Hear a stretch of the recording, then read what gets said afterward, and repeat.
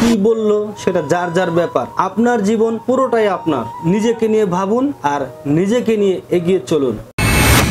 আপনি যদি 10টি কোটিপতির সাথে চলাফেরা করেন তাহলে 11 নাম্বার কোটিপতি আপনার হওয়ার সম্ভাবনা থাকে। কেন থাকে? ওই যে একটা কথা আছে না, সৎ সঙ্গে স্বর্গবাস আর অসৎ সঙ্গে সর্বনাশ। যাকে আপনি বন্ধু হিসেবে মানবেন, অন্ধকার রাতের বেলা দেখবেন যে পিছন থেকে সেই আপনাকে আঘাতটি অনেক আগেই করে দিয়েছে, আপনি টের পাবেন না। এজন্য বন্ধুরা, মানুষের সাথে মানুষের সুসম্পর্ক থাকবে, কিন্তু সুসম্পর্ক থাকার আগে আপনাকে একটু যাচাই করে নিতে হবে যে এই লোকটি আসলেও আপনার বন্ধু হওয়ার যোগ্যতা রাখে কিনা।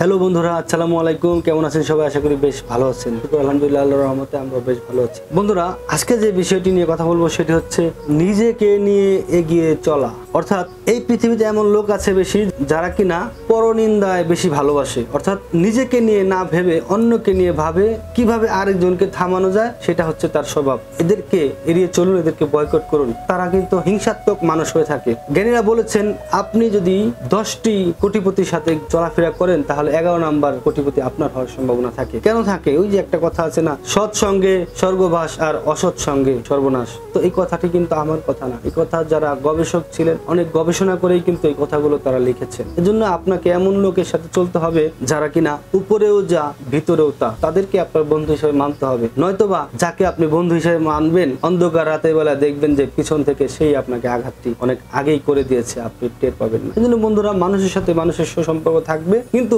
সুসম্পর্ক থাকার আগে আপনাকে একটু যাচাই করে নিতে হবে যে এই লোকটি আসলেও আপনার বন্ধু হওয়ার যোগ্যতা রাখে কিনা। তার চাইতে বরং নিজেকে নিয়ে একলা চলুন, সেটা আরো বেশি ভালো। অর্থাৎ দুষ্টু গোয়ালের চাইতে শূন্য গোয়াল কিন্তু বেশি ভালো। যদি আপনার গোয়ালে অনেকগুলো গরু থাকে বা অনেক দুষ্টু প্রকৃতির প্রাণী থাকে, তাহলে কিন্তু আপনার জন্য একটি ক্ষতির কারণ হয়ে দাঁড়াতে পারে। ভালো বন্ধু একজন হলো যথেষ্ট, আর বেশি বন্ধু, খারাপ বন্ধু দরকার নেই। সেজন্য আপনি যদি নিজেকে নিয়ে ভাবেন, নিজেকে নিয়ে একটু সময় দেন, নিজেকে নিয়ে একটু পরিচর্যা করুন। আপনি আজকে যদি 1 থেকে 10 পর্যন্ত গুনবার সফল হন, তাহলে কালকে 11 থেকে 20 নাম্বার পর্যন্ত গোনার জন্য চেষ্টা করুন। সেজন্য জ্ঞানীরা বলেছে, কে কি বললো সেটা যার যার ব্যাপার। আপনার জীবন পুরোটাই আপনার। নিজেকে নিয়ে ভাবুন আর নিজেকে নিয়ে এগিয়ে চলুন। অর্থাৎ আপনি যখন এগিয়ে যাবেন, যদি সেটা নিজের একলার যোগ্যতা হয় তাহলে তো কোনো কথাই নেই।